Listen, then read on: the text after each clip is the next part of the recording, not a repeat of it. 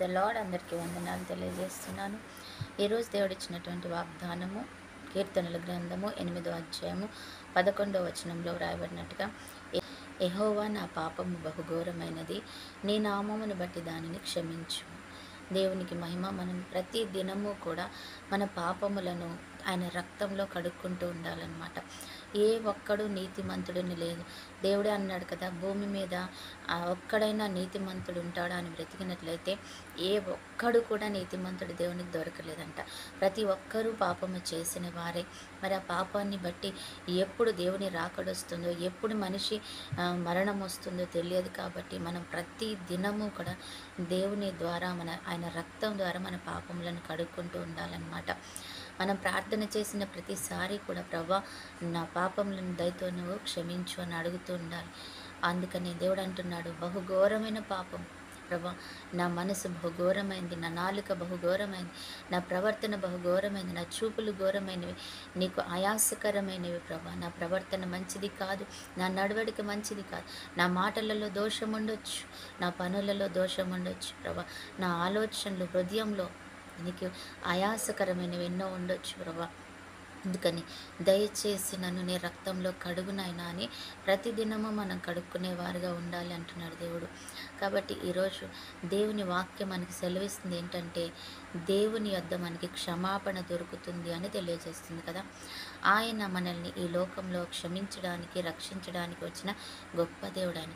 కాబట్టి నువ్వు నేను కూడా సమాధానకర్త అయిన దేవుడు, క్షమించే దేవుడైన ఆయనని మనం వెంబడించినప్పుడు నీ పాపములు క్షమించబడి ఉన్నవి అని చెప్పటము చాలా కష్టమైన పని.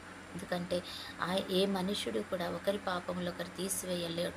కానీ దేవాది దేవుడు మనుష్య రూపముగా వచ్చి మనకి ఇక్కడ ఆయన రక్తం కార్చి, ఆయన ప్రాణం నెచ్చి, నిన్ను నన్ను కొనుక్కొని హక్కుదారుగా చేసుకొని ఇప్పుడు మన పాపములకు ఆయన విమోచకుడిగా ఉన్నాడనమాట.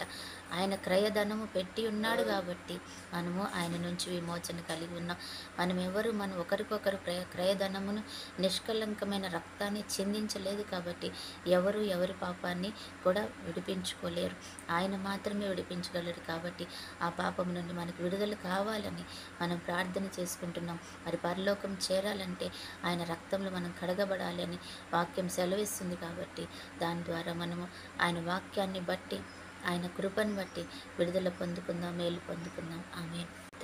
పరిశుద్ధుడైన దేవ, ప్రేమ కలిగిన తండ్రి యేసయ్య, నీ నామాన్ని బట్టి మేము ప్రార్థన చేస్తున్నాం తండ్రి. అయ్యా తండ్రి, ప్రభువును మాట్లాడుతున్నావు తండ్రి. విడుదల పొంది ఉన్న దానిని బట్టి వందనాలు చెల్లిస్తున్నాం తండ్రి. పాపక్షమాపణ అవసరం, పరిశుద్ధాత్మ అవసరం ప్రభు యేసయ్య. నిష్కలంకమైనటువంటి ఆయన రక్తంలో కడగబడడం అవసరం నాయన. మరి మేము కడుక్కుంటుండగా నీ గొప్ప కృప మా మీద ఉంచాం. అలాగే ఈరోజు ప్రభా ఎంతమంది అయ్యా తన బర్త్డే, మ్యారేజ్ డే జరుపుకుంటున్నారో వారిని జ్ఞాపకం చేసుకుని, ఎంతమంది బిడ్డలైతే నీ సన్నిధిలోకి వచ్చి ప్రభా రక్షణ నిమిత్తం తండ్రి, దీర్ఘాయుష్ నిమిత్తం, కాపుదల, క్షేమం కొరకు తండ్రి, ఆరోగ్యం, ఐశ్వర్యం కొరకు తండ్రి, సమాధానం కొరకు అడుగుతున్నారు. వారందరినీ కూడా దీవించి ఆశీర్వదించి నీ కృపకు పాత్రలుగా చేసుకోమని యేసయ్య శ్రేష్టమైన నామములో ప్రార్థించి అడిగి వేడుకుంటున్నాం తండ్రి. ఆమేన్.